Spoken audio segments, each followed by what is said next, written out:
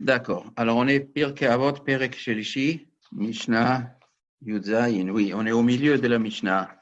C'est Rabbi Eliezer ben Azaria qui parle. Hu haya omer, lui, il disait, Kol shechochmato meruba mema'asav. Chacun que sa sagesse dépasse ses actions.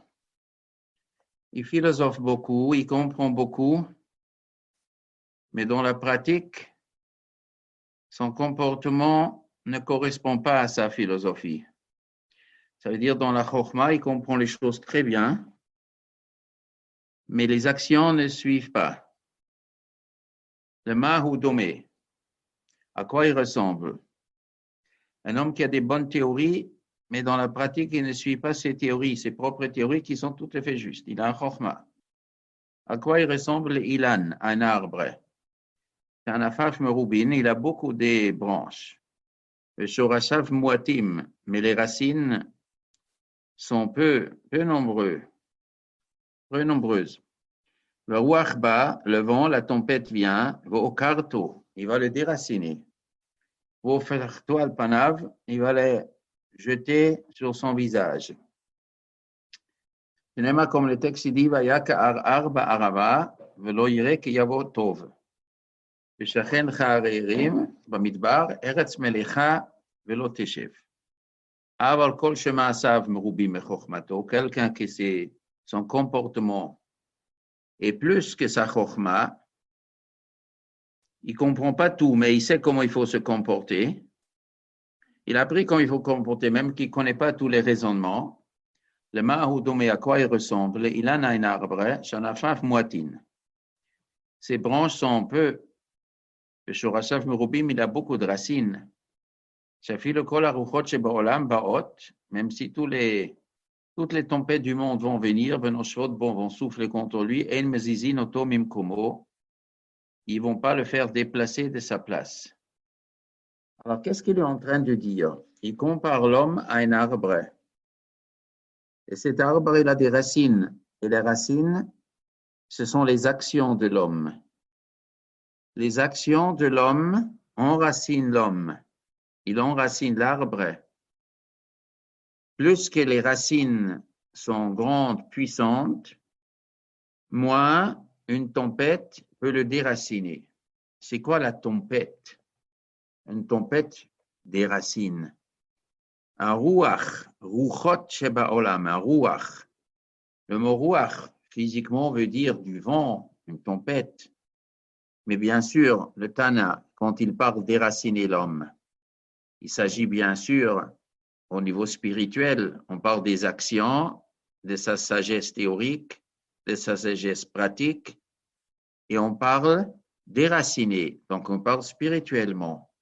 Ça veut dire le vent, ruach, spirituellement, ce sont un esprit, un mauvais esprit, un esprit, une tempête, ça veut dire ce sont des idées qui arrivent avec puissance contre un homme et ils veulent détruire l'homme. Comme une tempête veut déraciner un arbre, il y a dans le monde des vents forts, des tempêtes, des idées révolutionnaires, des idées contraires à la moralité, contraires à la émouna, contraires au bon comportement. Ce sont des vents forts qui peuvent souffler.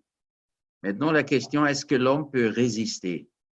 Comment l'homme, il résiste?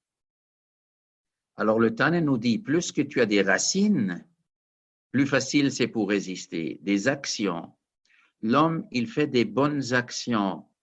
Et dans la pratique, il pratique la bonne moralité. La pratique, ça fait que l'homme, il est bien enfoncé dans la terre et peut résister. Mais si l'homme, il a peu des actions, alors il a peu des racines. C'est plus facile à le déraciner. Mais le Tana, il nous dit une deuxième chose. Il y a aussi des branches. Les branches, c'est quoi? Les branches, c'est une chokhma, ce qui est très haut. Les racines sont sous la terre, on ne les voit même pas. La sagesse, ça se voit sur un homme, et les sages, ce sont les branches. Mais qu'est-ce qu'il dit ici, Rabbi Eliezer ben Azaria? Beaucoup des branches ou peu des branches? Est-ce que beaucoup des branches, c'est une bonne chose? On aurait dit beaucoup de chokhma, c'est bien, Mais tout pire qu'Avot, il est en train de dire de Chokhmah, la Chokhmah. C'est quoi Chokhmah? Chokhmah dans le Torah, Chokhmah dans le monde, Chokhmah de la vie, Chokhmah comprendre les choses. Ce sont les branches. Mais le Chacham, le Tana, il a l'air de dire que quand il y a beaucoup de branches, c'est plus facile pour le vent de le déraciner parce que le vent s'attrape dans les branches. Et quand il y a peu de branches, le vent n'a pas où s'attraper. Alors il sort quelque chose de bizarre. Qu'est-ce qu'il est en train de prêcher, le Chacham? Il nous prêche beaucoup de racines et pas peu de racines. Mais il nous prêche une deuxième chose. Mieux vaut peu de branches que beaucoup de branches. Peu de branches, le vent ne peut pas te déraciner. Et beaucoup de branches, beaucoup de chokhmah, c'est dangereux. Beaucoup de chokhmah, c'est dangereux. Alors pourquoi tout Pirkei Avot, il nous raconte? Il faut de la chokhmah, chokhmah ta Torah. Chokhmah, c'est une bonne chose. Pourquoi? Il prêche maintenant contre beaucoup de chokhmah. Oui, dans le cas où la chokhmah dépasse les branches. Quand les branches dépassent les racines, quand la chokhmah dépasse le comportement, là, ça risque de devenir dangereux. Pourquoi ça devient dangereux?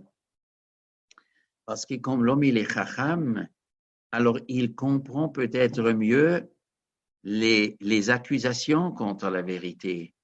Parce qu'il a un chokhmah contre chokhmah, il peut s'embrouiller. Ce qui a peu de branches, peu de chokhmah, il ne comprend pas ce que l'autre il dit. Mais les autres qui veulent lutter contre la vérité, c'est toujours des sophismes. Quand quelqu'un il parle un sophisme, il fait semblant qu'il a dit quelque chose de logique, mais en vérité, c'est faux. Il faut le démonter. Alors, il y a des gens, je ne rentre pas dans ce jeu-là. Je sais où est la vérité. Beaucoup de racines, je sais que ça, c'est la Kedusha, ça, c'est le Emet. Tu me racontes tes ta'anot, je ne sais pas ce que tu veux. Je ne me laisse pas perturber. Mais quand quelqu'un est chacham, il croit, je vais les réfuter, mais il n'a pas assez de racines.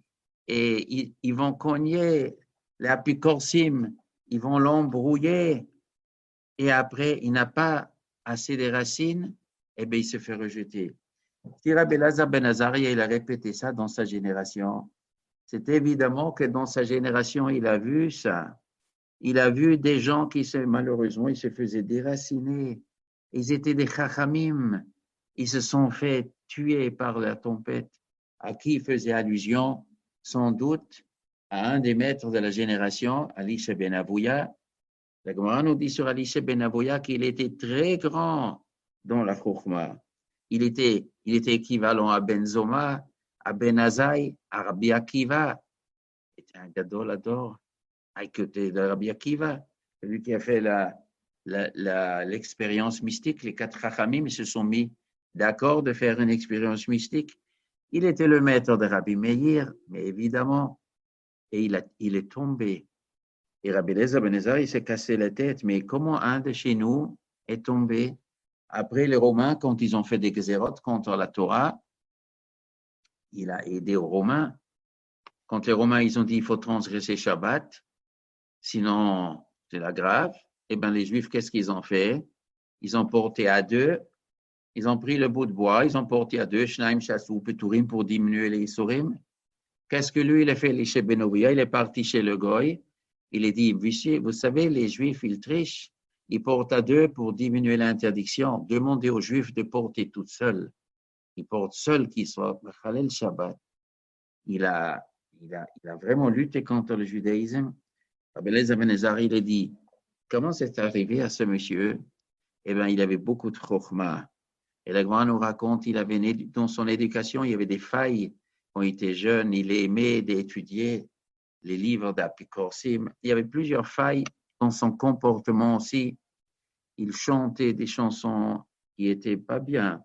Il y a plusieurs choses. Un autre verra plus tard encore. Il est cité après dans la Pirkei Avot, Elisha ben Avouya. Sa Torah était merveilleuse. Et le Tana Rebbe, il a cité de lui des choses qui sont d'une importance capitale. Mais il se fait déraciner. Rabbi Elazar ben Azari, il a dit, quand tu n'as pas beaucoup de racines, il ne faut surtout pas avoir beaucoup de chokhmah. Si tu as beaucoup de chokhmah, il faut avoir beaucoup de racines. Il faut avoir plus de racines de la chokhmah. Sinon, c'est dangereux. Alors, on raconte sur Rabbi Yosef Yaavetz. Rabbi Yosef Yaavetz, il était en Espagne. Il a vu un petit peu après la Girouche Sfarad, 1492. Les Juifs sont partis d'Espagne, ceux qui ont survécu. Mais avant, il y avait, on ne peut même pas savoir combien des Juifs ils se sont convertis au christianisme. Et lui, il a raconté, il y avait des Juifs qui se trouvaient un héter. Oui, on peut aller à l'église, on se fait mettre la marque sur la tête, on dit qu'on croit à l'autre, et c'est bon, et on peut, quoi, nefesh c'est moutard. Ils ont fait toutes sortes de pilpolim. C'est pas vos désaraciers, et ils ont trouvé un héter. Et ils sont devenus ce qu'ils sont devenus. Et malheureusement, la tragédie. Il y en a d'autres juifs, ils étaient sur le bûcher, ils se laissaient tuer, Kiddush Hashem. Il a dit, j'ai vu avec mes yeux qu'il y avait des gens, ils avaient une émouna pshuta, ils ne rentraient pas dans les discussions. Ils ont resté Moser Nefesh.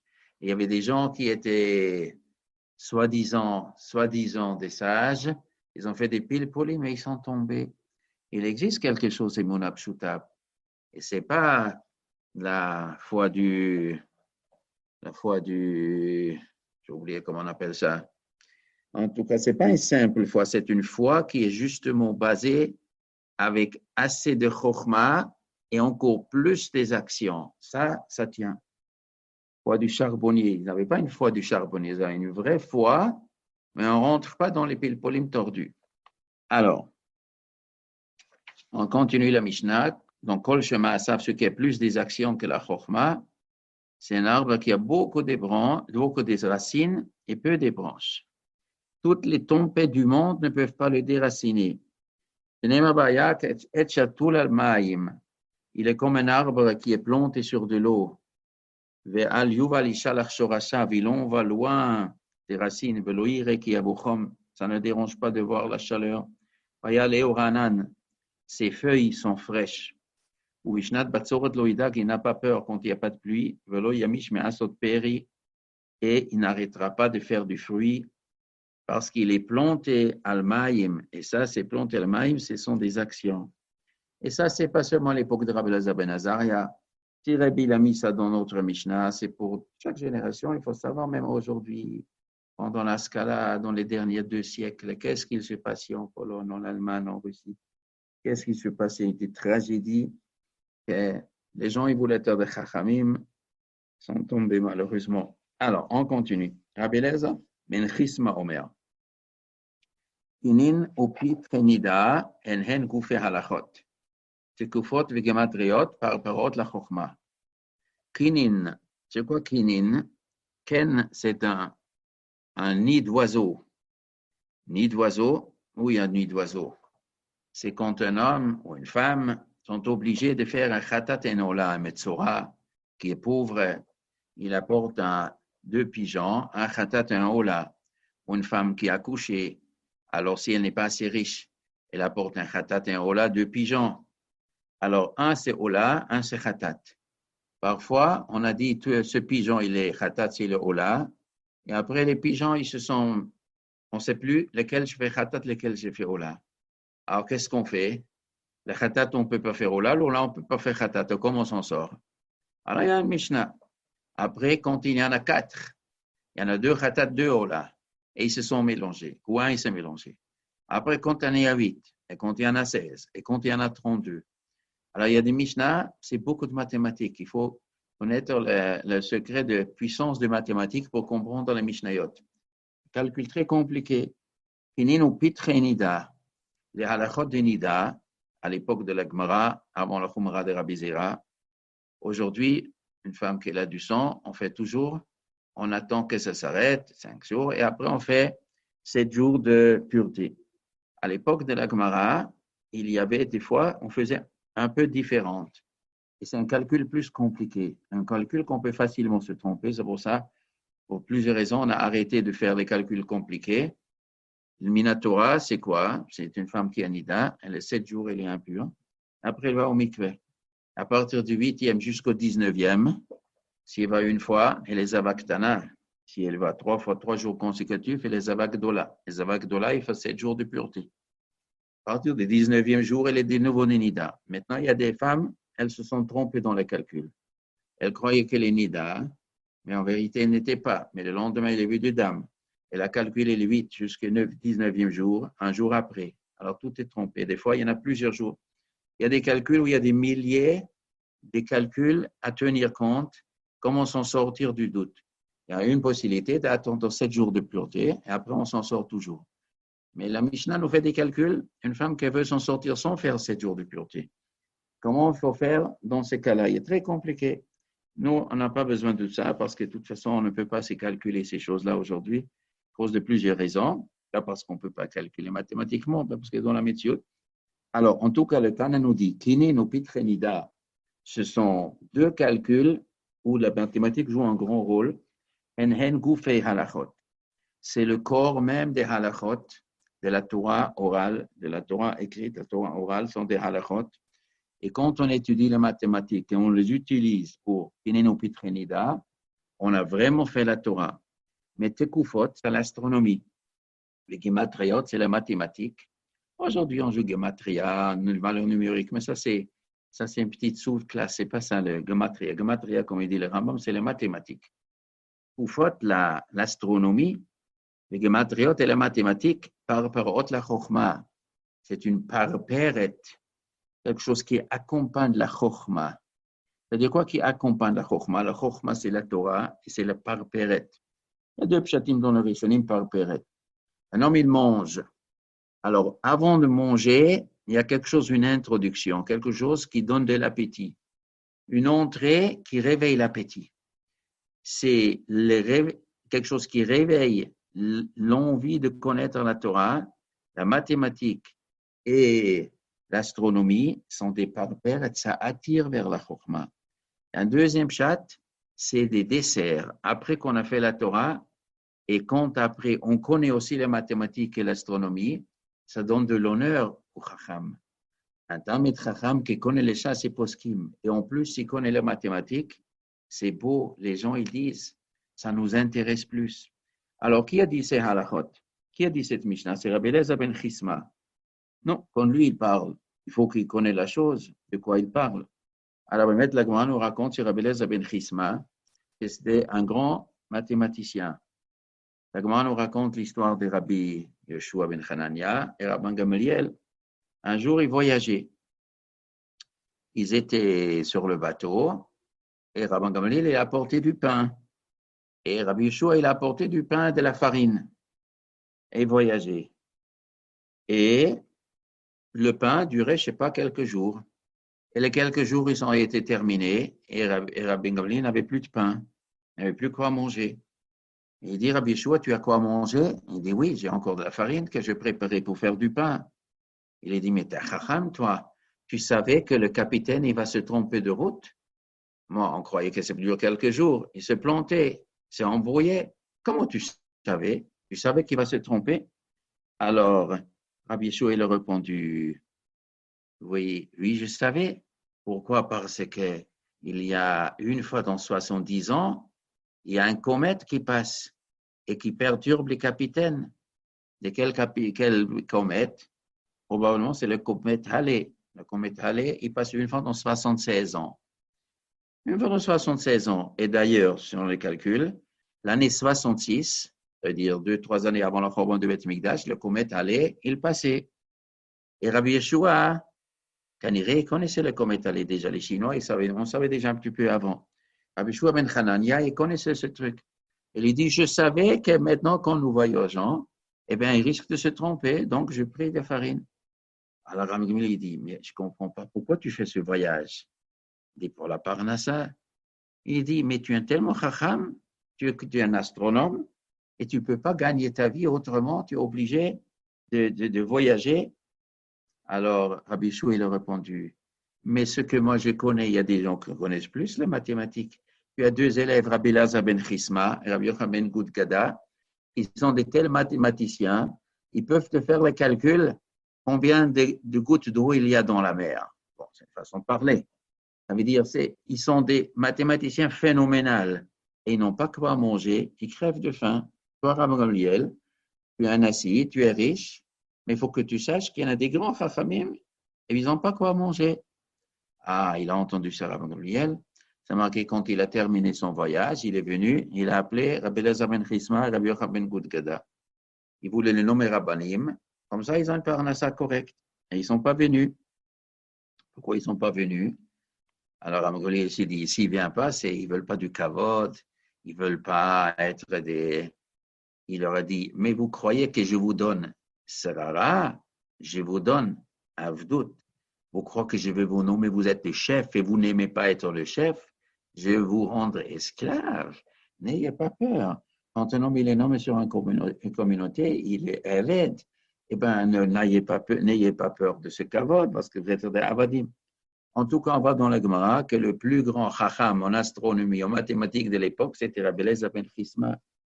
Eh bien, l'astronomie était un savoir que les Juifs connaissaient à l'époque du premier Beth Amikdash. Rambam il raconte, bon, c'est une Gemara mefourachet. Rambam il apporte dans Ilchot Kiddush HaChodesh, où Bnei Yissachar Yodé Bina Yodé Aleitim. Bnei Yissachar, les gens, quand ils sont rentrés en Eretz Israël, les Shvatim, la tribu de Yissachar, il y avait parmi eux des astronomes géniaux. Et ils ont développé l'astronomie. Et ça a aidé pour qui? Ça a aidé pour les Juifs pour le Kiddush HaChodesh, mais ça a aidé pour Mekayem, la mitzvah de la Torah, qui chochmatrem ou vinatrem les ne'amim, asher amru, רק עם חכם ונבון, הגוי הגדול הזה, כי מי גוי גדול, אשר לא ליקים קרובים אליו, כהשם מלכנו בכל קראינו אליו, c'est que les goyim, ils doivent respecter les Juifs, et quand les Juifs ils connaissent l'astronomie, ça fait du respect. Et les Bnei Issachar, ils connaissaient, et le Rambam dit, ils avaient des livres, ils ont transmis ces livres de génération en génération pour les Chachamim, et tout est perdu. Le Rambam dit que quand il y avait le Chorban du Beth Amikdash, tout était perdu, et après, ça n'est que des goïms qui commençaient à développer la chose. En vérité, c'est un grand kavod. Il y a une expression de la Gemara, un chacham qui ne connaît pas l'astronomie, mais il aurait eu la possibilité de la connaître. C'est archi dommage. On dit que la grande de Vilna, il a dit que Mina Shamaim, on a voulu que le Rambam connaisse l'astronomie, Mishum Kvod Torah. Comme ça, on ne peut pas, le plus grand chacham talmudiste de Rambam, il écrit le sefer le plus rachouf, personne ne peut rigoler de lui parce que il était aussi astronome, mathématicien, il connaissait, ça donne du kavod à la Torah. Et ça, c'est important maintenant. C'est dommage que les grands devinaient dit, c'est dommage que nous ne le connaissons pas à l'époque. Au XVIe siècle, il y avait à Prague, le Maral mi Prague, la Haga, il y avait un juif qui s'appelait Rabbi David Gans, qui était un élève du Rama et un élève du Maral mi Prague. Et lui, il raconte dans son livre Nechmad Venaim, il était dans l'observatoire à Prague avec Johannes Kepler et Tycho Brahe, c'était les deux grands astronomes qui remettaient avec des travaux de Copernic, etc., qui a fait une révolution. Ils travaillaient un nouveau système pour comprendre comment fonctionnent les étoiles. Et lui, il a dit, j'ai travaillé avec eux, il a toujours mis au courant le Maral mi Prague de ses travaux, il a dit, c'est merveilleux. Il a écrit un livre dessus. Et il dit, c'est un grand kavod, le grand devine dit, c'est un grand kavod qu'on connaît ces choses-là. Malheureusement, le peuple juif n'a pas été zoché dans les derniers 2 siècles. Ça a pris une tournure. Je ne sais pas pourquoi c'était Mina Shemaim, il y avait quelque chose que malheureusement, le Satan, il a pris la chorma. Ils ont fabriqué artificiellement une contradiction entre la vraie chorma de la science et la Torah. Il y a une fausse chorma chez les goyim. Il y a une vraie chorma. Les sciences exactes, après les sciences qui ne sont pas exactes, où il y a la manipulation. On a utilisé malheureusement la vraie science, soi-disant que c'est contre la Torah. C'est une tragédie mondiale. Ça va être un mitakeno, j'y arrive à venir. Il y aura un petit compte de ça, mais en tout cas, ce sont des par-parot, la chorma. Ici, Rabbi Elazar ben Chisma nous raconte Kinimupit Chenida. La mathématique peut être utilisée, appliquée. La mathématique appliquée sur Kinim ou Pitrenida. Dans ce cas-là, Hen Goufet Torah. Ça fait partie de la Torah Mamash. Ça veut dire ceux qui étudient mathématiques et ils l'utilisent pour la Torah, eh bien, ils entraînent d'étudier la Torah Mamash, c'est Ikar Torah. Kufot v'gematriot, et quand c'est abstrait, par parot la chokma. Ça n'est pas la Torah, mais c'est un parperet. C'est soit comme introduction. Cette chokma introduit à la chokma de la Torah, et aussi c'est un dessert, ça donne de l'honneur. Ça donne de l'honneur à la Torah quand on a aussi cette chokma. Moi, j'ai dit Baruch Hashem, beaucoup de gens ils font tchouva. Il y a aujourd'hui un grand retour à la tchouva. Donc, il y a des gens qui ont appris. Ils ont des gens qui ont appris et ils reviennent à la Torah. Les choses, ils vont se remettre en place, Bezrat Hashem. Alors, quatrième pérec. Ben Zoma Omer. Ben Zoma, il a dit. Ben Zoma, il n'a pas de nom, ce monsieur. Il s'appelait Shimon. Shimon Ben Zoma. Pourquoi il s'appelle Ben Zoma? On a enlevé le mot Shimon. Parce qu'il est niftar jeune. Probablement, quand il était jeune, il était déjà génial. Et quand il était jeune, on ne l'appelait pas au nom de son père, Benzoma. Et comme il est niftar jeune, il n'a même pas eu le temps de changer son nom. Il est déjà niftar. Et c'était un copain de Rabbi Akiva, à l'époque de Rabbi Akiva. Alors, Benzoma, il a dit, Eizu Chacham, qui c'est un Chacham? Alors, Med Mikol Adam, ce qui apprend de monsieur tout le monde. Comme il est dit, Mikol Melamda Hiskalti. De tout ce qui m'a enseigné, Hiskalti, je suis devenu intelligent. Qu'est-ce qu'il veut raconter? Qu'est-ce que c'est un chacham? Ce qui apprend de tout le monde. Et qu'est-ce que j'aurais pu croire? On est chacham quand on n'apprend pas de tout le monde, mais de qui? D'un chacham. Et pourquoi il y a des gens qui pensent qu'un chacham c'est mieux que tout le monde? Parce qu'un chacham, c'est qui est plus grand que moi. Un qui est plus grand que moi, j'apprends de lui. Et si quelqu'un est équivalent, ou il est moins que moi, pourquoi je perdrais du temps d'aller chez lui? Alors Benzoma dit non, on peut apprendre même ce qui est inférieur. Alors on peut apprendre d'inférieur, même que tu es plus intelligent. Pourquoi? Parce que le savoir ne se trouve pas que chez une personne. Le savoir, il est toujours partagé par beaucoup. Aucun homme connaît tout. Et donc, tu peux toujours apprendre chez d'autres personnes. Et même chez des gens plus petits que toi. Alomed Mikol Adam. Il y a une vieille question. On dit, si ton Rav ressemble à Malach Elohim, étudie chez lui. Mais s'il n'est pas Malach Elohim, n'étudie pas chez lui. C'est-à-dire, on n'étudie pas chez monsieur tout le monde. Alors Benzoma, il dit non. C'est qu'un Chacham. Comment on devient un Chacham? Alors, Mikol Adam, c'est un étudie chez tout le monde. Et de l'autre côté, on dit, s'il n'est pas Malach Elohim, il ne faut pas étudier chez lui. Alors, peut-être ici, on parle qu'il est oui Malach Elohim, mais il est peut-être inférieur à toi. Ou le pshat, il est un Rav Kavua, il faut quelqu'un qui est plus grand que toi et qui est Malach Elohim. Mais avoir des petites connaissances annexes, on peut aussi chez d'autres. Il faut un peu d'autres aussi, on peut apprendre d'autres choses, même s'il n'est pas besoin d'aller chez lui. Mais il y a des choses qu'on peut apprendre chez monsieur tout le monde. Donc, on peut dire, Eizu Chacham, comment on devient Chacham? Halomed Mikol Adam, si on apprend chez tout le monde. On peut interpréter aussi, qui est Chacham qui mérite vraiment, qui aime vraiment la Chokhma? Comment je peux savoir s'il aime la Chokhma? Il est intelligent, mais est-ce qu'il aime ou il n'aime pas? Alors, s'il apprend chez tout le monde, c'est une preuve qu'il aime. S'il n'apprend pas chez tout le monde, c'est que son orgueil l'interdit d'aller chez quelqu'un plus petit. Alors, donc, son orgueil est plus important que son amour de Chokhma. Il ne mérite pas le titre de Chacham. Eizu Gibor, qui c'est quelqu'un qui est fort. Hakovesh et Yitzro, ce qui domine son Yetzer Hara. Comme le texte dit, Tov erech hapayim megibor. Mieux vaut quelqu'un qui a de la patience et qui ne s'énerve pas, qui domine sa colère, Migibor, d'un officier, d'un soldat courageux, d'un héros, ou Michel Barucho, ce qui domine son esprit de colère, mais l'autre dire de quelqu'un qui a conquis une ville. C'est-à-dire que le Tana met ici deux sortes de puissance, un à côté de l'autre. Une puissance, conquérir une ville. Pour conquérir une ville, il faut être fort, il faut avoir un grand courage, il faut être puissant, il faut prendre toutes ses forces pour réussir. Maintenant, ça c'est pour dominer la ville, pour dominer les autres. Mais il y a un ennemi qui est à l'intérieur de l'homme, son propre Yetzer Hara. Et maintenant, il y a une puissance de dominer son propre Yetzer Hara. Eh bien, qui est plus fort? Quelle conquête exige plus de puissance? La conquête d'une ville ou la conquête de soi-même? Il te dit, Ezu Gibor, qui est vraiment le Gibor, qui a déployé toutes ses forces et qui est le top du top de la Goura, ce qui domine son Yetzer Hara. Et qu'est-ce que c'est Yetzer Hara? Ici, le Tana, il prend des exemples de la colère, il prend l'exemple Tov Erachapaim et Gibor, Moshe el Berucho.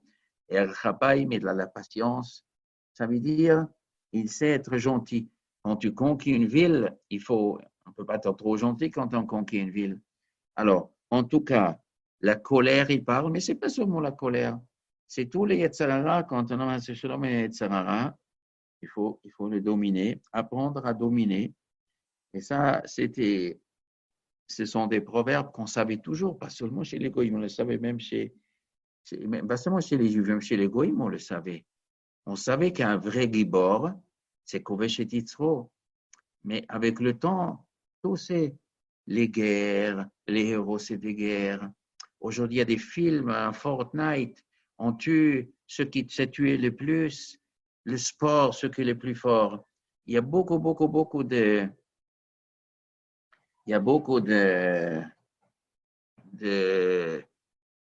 qui est le plus fort, comme on appelle ça, challenge, qui est le plus fort, concurrence, le plus fort. Le football le plus fort, le plus. Et Kovesh et Yitzro, on ne parle pas. C'est un grand danger. C'est un danger pour la génération. L'humanité aujourd'hui court un grand danger d'avoir mis à côté cette Mishnah, de ne pas le dire dans les écoles, de ne pas le dire à la télévision, de ne pas l'enseigner à l'université, de ne pas l'enseigner dans les entreprises. Peut-être c'est oui, un petit peu enseigné, un peu, mais on ne l'entend pas très bien. On l'entend beaucoup plus des choses du Gvura. Je ne parle pas le boxe, où il faut vraiment les muscles mettre l'autre KO. Et des milliers, des dizaines de milliers, des centaines de milliers, ils se réjouissent. Le sport est plein de choses. Et les guerres, badaï, tournent autour de la Gvura, qui n'est pas la Gvura que le Tana dit. Et ça, c'est un grand danger. C'était toujours comme ça va. Ce n'est pas la première génération, mais notre génération, peut-être on exagère encore plus, de oublier que Gibor, c'est Kovesh et Yitzro. Et donc, si les gens ne sont pas Kovesh et Yitzro, un homme qui n'a pas de frein, de son Yetzer Hara, c'est comme une voiture qui n'a pas de frein, et il descend de la montagne et il n'a pas de frein. Eh bien, forcément, il va faire un accident sur lui-même ou sur des autres. Les gens, les Yetzer Hara, ils tirent vers le bas.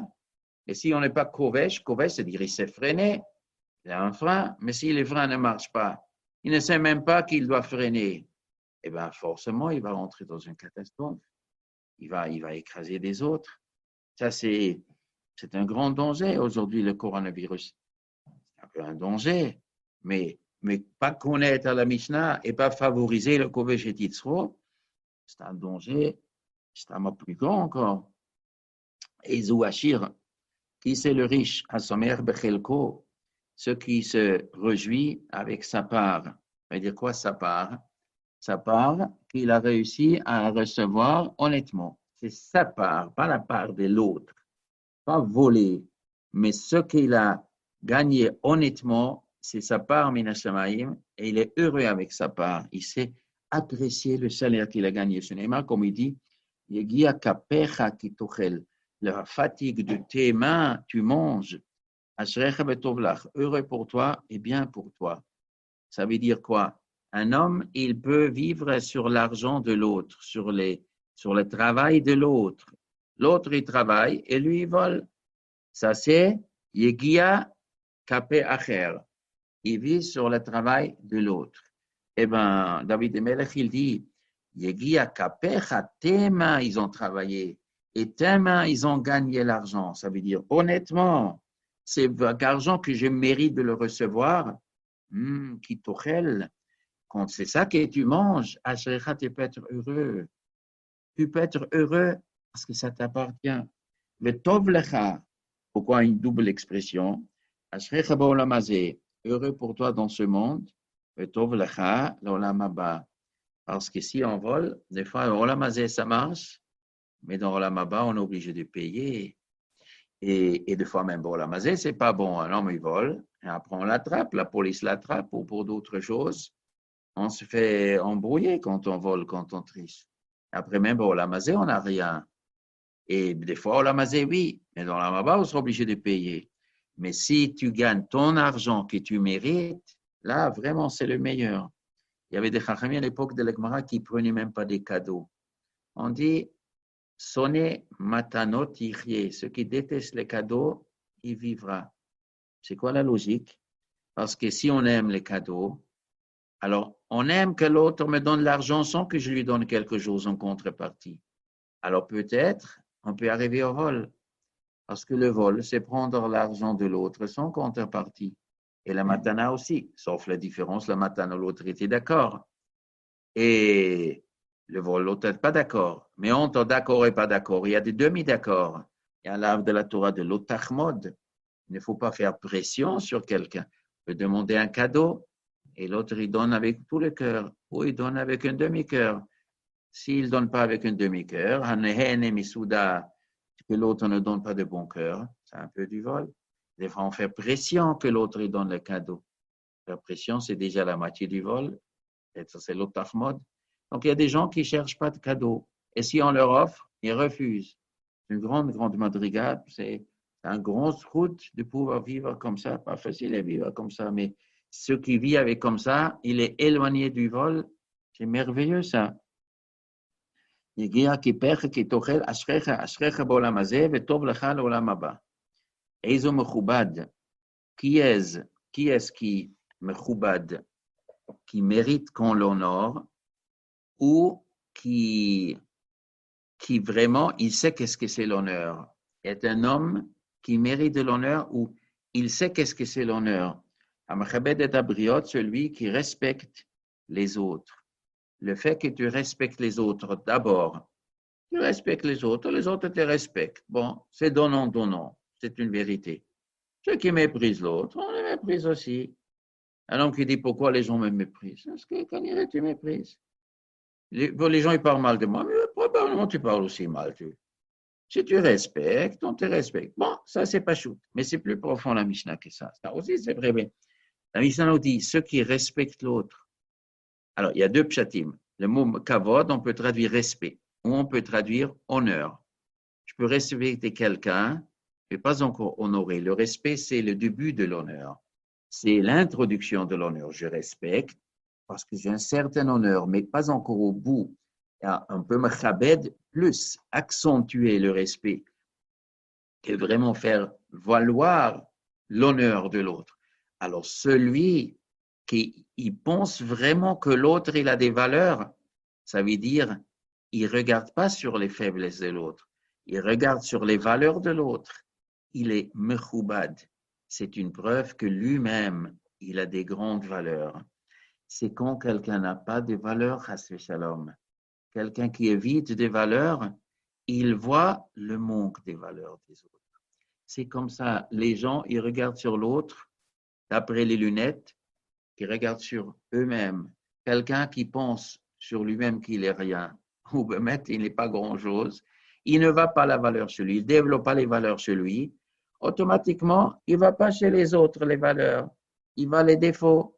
Donc, si on voit quelqu'un qui parle avec un manque de respect des autres, il ne pense pas que les gens sont bien. Il pense vraiment que les gens ne sont pas bien. Alors, c'est pourquoi il pense que les autres ne sont pas bien. Lui, il n'est pas bien. Est-ce que lui pense qu'il n'est pas bien? Si tu penses que tu es bien, tu sais qu'est-ce que c'est d'être bien? Si tu sais qu'est-ce que c'est d'être bien, tu dois chercher automatiquement le bien des autres. Tu dois me chabed. Si tu n'arrives pas à voir dans l'autre le bien, tu ne le vas pas chez toi, soit tu es dépourvu de ce bien, soit que tu ne le vas pas bien. Tu n'es pas mechoubad à tes propres yeux. Eizo mechoubad, machabed et abriot, sheneemar, comme il dit, qui mechabdai, achabed ou bozai yekalu. Mechabdai, ceux qui me respectent, c'est Dieu qui parle. Ceux qui me respectent à moi, achabed, moi Dieu aussi, je les respecte. Ceux qui m'honorent, eh bien je l'honore. Ou bozai, et ceux qui me méprisent, il dit du yekalu, eux-mêmes sont légers. Ben Azai Omer. Donc Ben Azai, c'est le copain de Ben Zoma. Ben Azai, lui aussi, il s'appelait Shimon Ben Azai. Et lui, il étudiait jour et nuit. La Gemara nous raconte, il était un tel chakdan, tellement assidu, il ne s'est pas marié. Ils ont demandé pourquoi vous ne vous mariez pas. Et lui-même, il a dit, ceux qui ne se marient pas, qui n'ont pas des enfants au monde, ils ratent quelque chose. Alors, on lui a dit pourquoi vous ne le faites pas. Elle dit, je m'excuse, mais nafshi choshka Torah, mon âme est tombée amoureuse de la Torah, je suis marié avec la Torah, je suis pas tout. Eh bien, que les autres mettent les enfants au monde. Moi, je m'occupe de la Torah d'une façon, et la Gemara nous raconte qu'en effet, Ben Azai, il était pas tout parce que son étude il dépassait l'étude des autres. Alors, Everatz la mitzvah. Intéressamment, lui, il dit, malgré qu'il ne s'est pas marié, lui, il dit, Everatz la mitzvah kala. Il faut que tu cours vers une mitzvah légère, kebachamura, comme s'il avait été une mitzvah lourde. Uboreach mina avera, et sauve-toi d'un péché. Pourquoi? Chez mitzvah, koreret mitzvah, parce qu'une mitzvah entraîne une autre mitzvah, va avera, goreret avera, une avera entraîne une autre avera. Chez schar mitzvah, mitzvah, le salaire d'une mitzvah, c'est une autre mitzvah. Schar avera, avera. C'est un peu compliqué. Ce Ben Azai, ils mettent ici 3 sujets. Le premier sujet, il faut courir vers une mitzvah légère comme une mitzvah lourde. Ça veut dire quoi, une mitzvah légère? C'est quoi une mitzvah lourde? Mitzvah légère, mitzvah lourde. Ça existe ou ça n'existe pas? Si ça n'existait pas, la Mishnah n'a pas de sens. C'est quoi un mitzvah kala? Si tous les mitzvot sont chamurot. Donc il y a 8 mitzvahs où, à ses yeux, ils sont légères. Quoi? En vérité, dans la Torah, toutes les mitzvot sont chamurot. Mais l'homme, il pense que ça, c'est kal, et ça, c'est chamour, et il t'encourage de faire même ce qui est kal à tes yeux. Dans ce cas-là, l'État, il aurait dû dire autrement. Il aurait dû dire, cours vers une mitzvah malgré qu'elle est kal à tes yeux. L'État n'a pas dit kal à tes yeux. Il a dit une mitzvah kal. Il y a des mitzvot qui sont kal, il y a des mitzvot qui sont chamour. Ça, c'est kal, ça, c'est chamour, un vis-à-vis de l'autre. Exemple. Comment on va définir kal et chamour? Il y a dans la Gemara, on voit des différentes définitions. Tzitzit et tfilin. Là, on a des tfilin, c'est plus important que tzitzit. Alors, tfilin et chamour vis-à-vis de notre mitzvah, ou brit mila, ou korban pesach. Elle est plus important que notre mitzvah. Korban pesach, c'est chayav karet. Et Shabbat, on fait korban pesach d'oché Shabbat. La mitzvah de mila repousse Shabbat. Mais arracher un loulav, ça ne repousse pas le Shabbat. Alors, il y a des mitzvot plus chamourot que des autres. Alors, un homme, il peut penser, moi, je me concentre sur les mitzvot chamourot. Je ne me concentre pas sur les mitzvot kalot.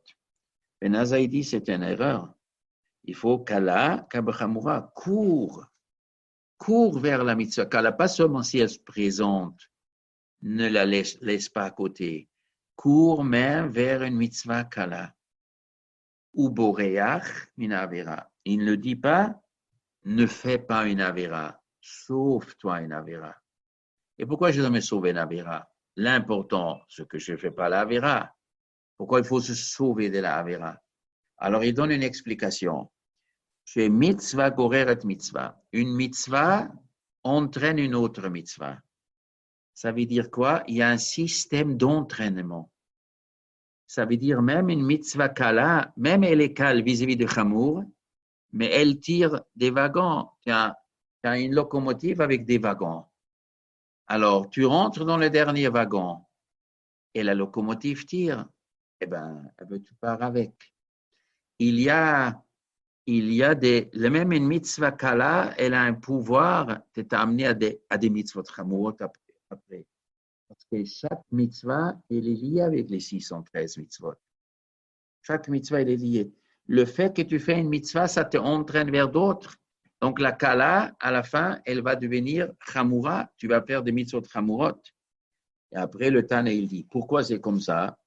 Parce que schar mitzvah, le salaire de la mitzvah, c'est de pouvoir faire encore une mitzvah.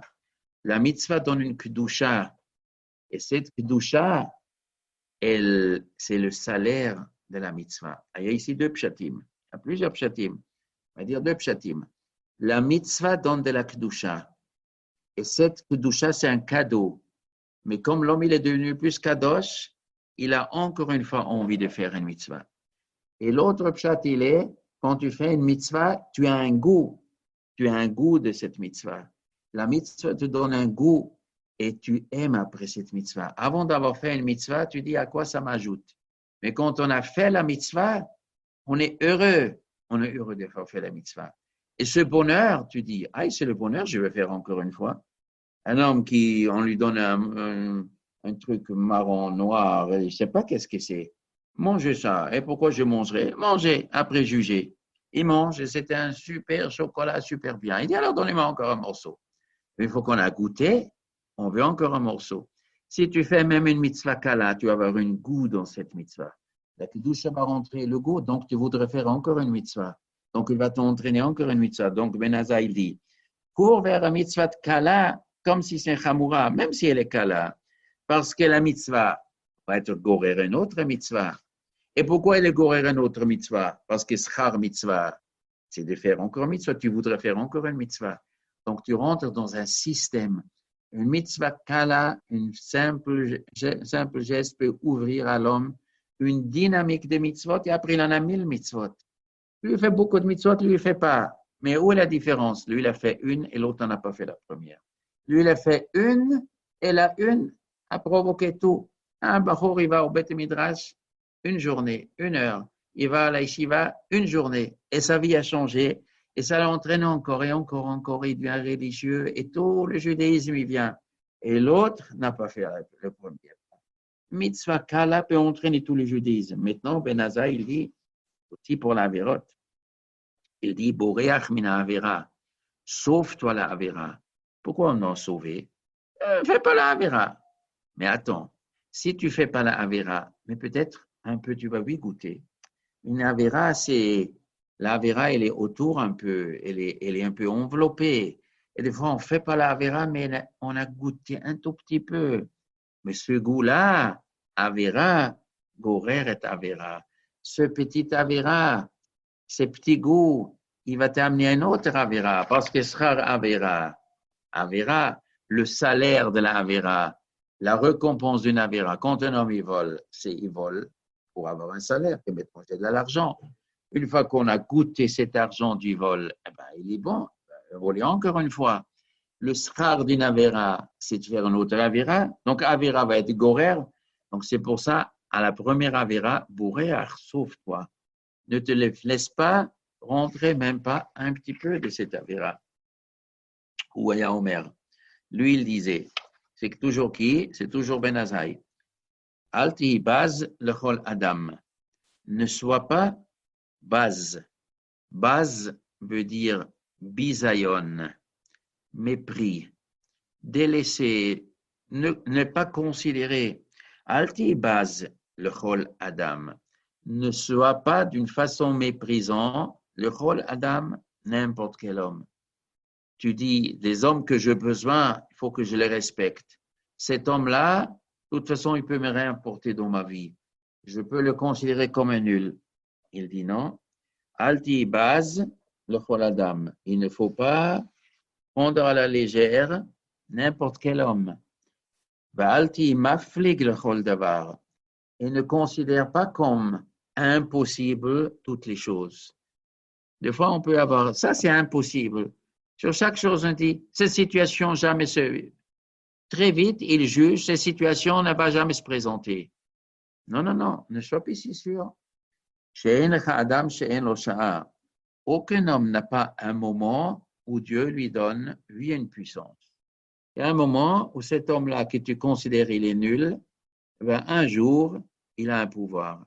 Et si toi, tu le méprisais, peut-être, un jour, il va te le faire payer. Il y a un métrage qui raconte sur Rabban Gamliel, ou Rabban Shimon Gamliel, ou le Gamliel, je ne me rappelle pas sur qui. Il y avait une autre histoire, c'est Rabbi Elazar Rabbi Tzadok, deux histoires dans la Gemara, peut-être il y en a plus aussi. Marqué dans la Gemara qu'il y avait un enfant en Israël, je ne sais pas, un petit goy, que les enfants juifs se sont moqués de lui. Et Rabban Gamliel, le Rabbi Gamliel, il a pris la défense de ce petit goy. Il était aussi enfant et il a défendu ce petit goy. Et vous n'avez pas le droit de se moquer de lui, tu arrêtes de l'embêter, comme ça, une petite histoire d'enfant, comme ça peut exister dans n'importe quelle école, dans n'importe en rue, dans le jeu, petite histoire de rien du tout. Seulement le problème, il est que ce goy-là est devenu plus grand, et plus grand, jusqu'à devenu l'empereur. Et après, il y avait une histoire, ils ont fait un xéra contre les Juifs. Et Ramaglin, il est parti chez l'empereur pour lui parler. Et après, il dit, je peux vous parler en privé. D'où ça vient cette haine contre les Juifs? Alors, il dit, depuis que j'étais petit, c'était comme ça. Quand j'étais petit aussi, on m'a méprisé. Je sais que vous les enfants, vous me méprisez, vous les Juifs. Alors, il a dit, il y avait tous les enfants de l'école ou de la rue, ou je ne sais pas où c'était, au Visto. Tous les enfants, tous les enfants juifs se sont moqués de vous. Il n'y avait personne qui vous a défendu. Alors, il dit, non, c'est vrai qu'il y avait un enfant, oui. Il y a un enfant qui m'a toujours défendu, un enfant juif qui m'a défendu. Oui, c'est vrai, vous n'êtes pas tous comme ça. Il y en a un qui m'a défendu. Et il dit, tu te rappelles peut-être comment il s'appelait? Et après, Amélie, il dit, voilà, regardez-moi qui je suis. Et il lui a raconté toute l'histoire. Elle a dit, d'accord, grâce à toi, j'annule le décret. La grande raconte sur Rabbi Elazar Rabbi Tzadok, la même histoire, un petit peu différente, aussi comme ça. Il a aidé un gars, il lui a donné de l'argent, il a fait Kitsour, et après, la même histoire était chez lui. Alti baz lechol adam, ne méprise personne. Alti mafil lechol davar, ne dis pas jamais ça va arriver, je n'ai pas besoin de m'inquiéter de ça. Tu sais pas. En le khadam chez Enosha, il n'y a personne qui a un moment qu'il a le pouvoir. En le khadavar chez Elomakom.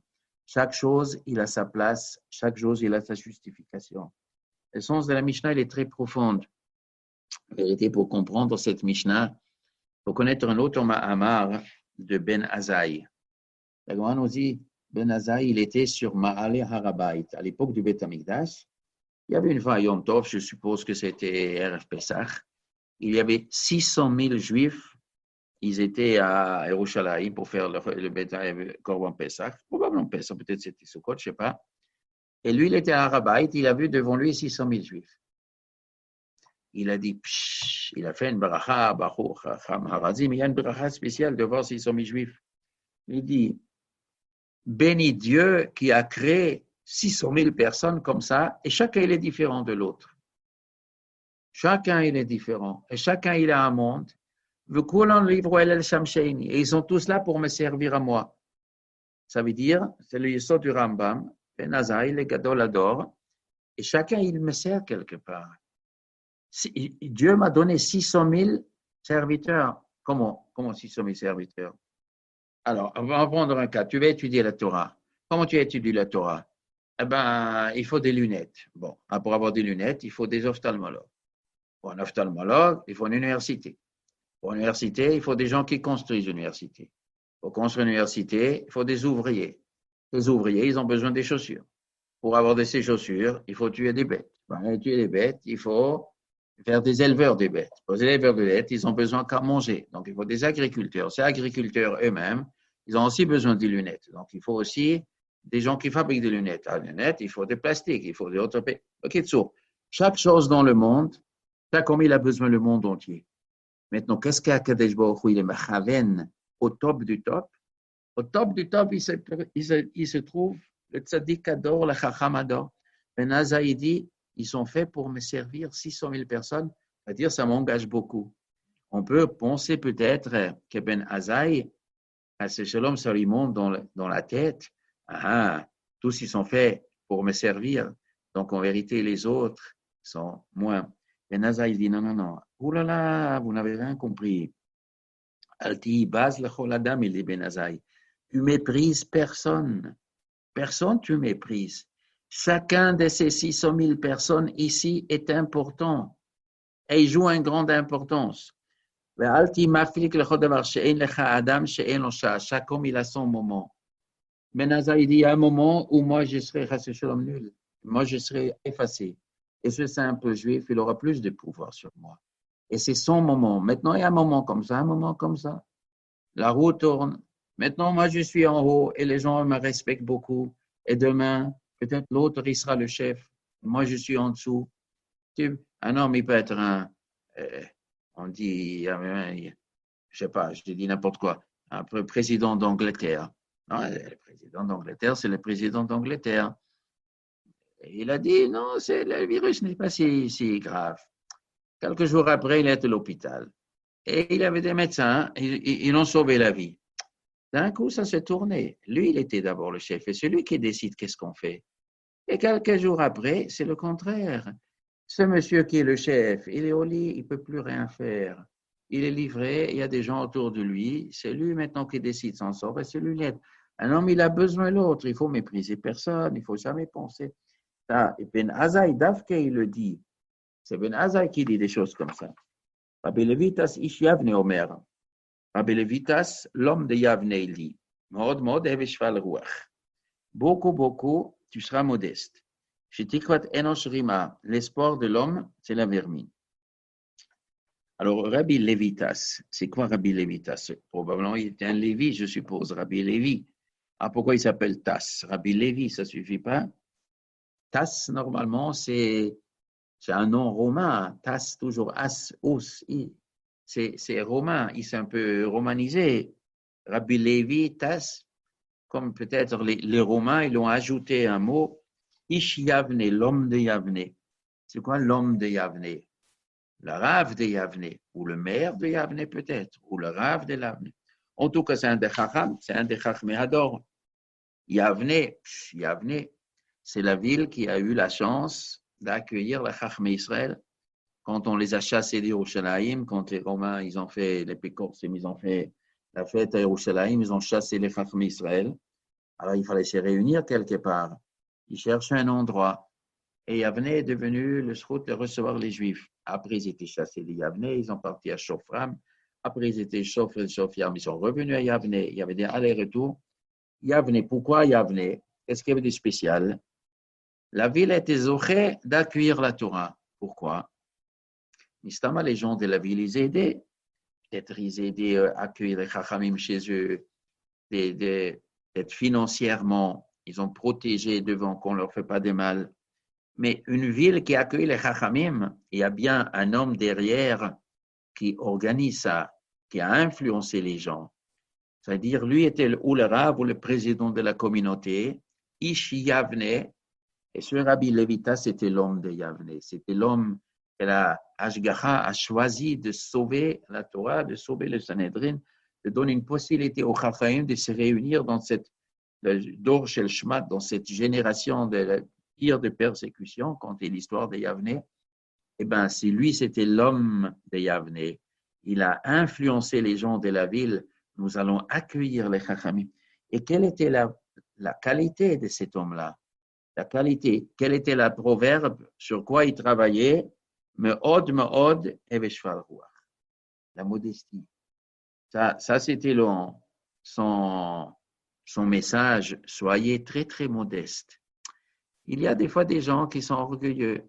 Quand ils iraient accueillir la Torah, accueillir les Chachmé Israël, une ville qui est éduquée par la modestie. C'est-à-dire quoi la modestie? Chacun connaît sa place. Les gens de Yavne, c'était sûrement des juifs, des gentils juifs. Et Rabbi Levitas les a dit, ne vous prenez pas pour des grands. Il y a des Chachamim beaucoup, beaucoup plus grands que vous, que nous. Nous sommes des gens simples. Il y a des grands Chachamim dans le peuple juif. Ah bon, monsieur le rabbin, vous n'êtes pas un grand Chacham? Mais non, il y a des Chachamim beaucoup plus que moi. C'est vrai? Oui, beaucoup plus. Il faut être très, moi, je suis rien. Il y a des beaucoup plus grands Chachamim. Ah bon? Est-ce qu'on a le droit de voir ces Chachamim? Vous voulez les voir? Vous voulez les inviter? Vous voulez les protéger? Vous voulez créer une yeshiva? Vous leur donner à manger? Vous avez des hôtels, eux, leurs femmes, leurs enfants? Oui, monsieur le rabbin. Oui, nous voulons être. Alors, Yavne est devenu la Arsan Yeshel Torah, le Kerem Yavne. Alors, ça, c'est, la Mishnah nous raconte, cette ville était éduquée par un homme que lui-même était la référence de ce qu'est un homme modeste. Me'od, Eveshval Ruach. Beaucoup de modestie. Shidikot Enoshrima, l'homme ne doit pas s'enorgueillir, parce qu'à la fin de l'homme qui cherche de l'honneur ici, à la fin, les vers de terre auront raison de lui. Il sera mangé par les vers de terre. Voilà ce qui te reste de ton honneur et de ton ego. Il ne reste que la Torah, les mitzvot que l'homme il a fait.